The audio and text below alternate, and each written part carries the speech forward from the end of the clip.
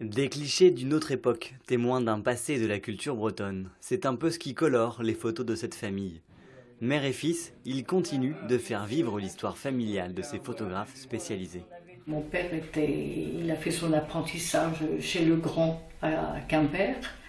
De là, il est parti à Pont-l'Abbé.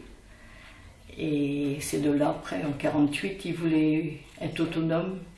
Et c'est de là qu'ils ont trouvé le Far West et ça leur convenait, quoi. Ils sont venus en vélo au départ pour faire la signature chez le notaire, en vélo, parce qu'ils avaient raté le train. Studio acheté, il ne restait plus qu'à parcourir les campagnes pour récupérer les costumes bretons.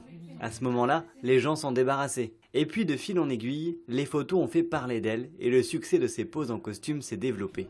On continuait sur la place à proposer aux gens le portrait en costume breton. Il s'est avéré que beaucoup de gens venant d'ailleurs, avec des racines bretonnes, venaient se faire photographier au studio Kilo.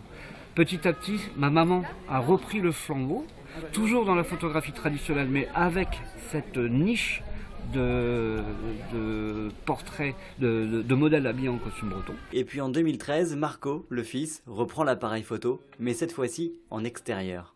Mon but est de sauvegarder un patrimoine et une culture, notamment bretonne bien sûr. J'essaie d'être le plus près possible sur des scènes qui se sont passées dans les années 20 ou dans les années avant 1900 en fin de compte.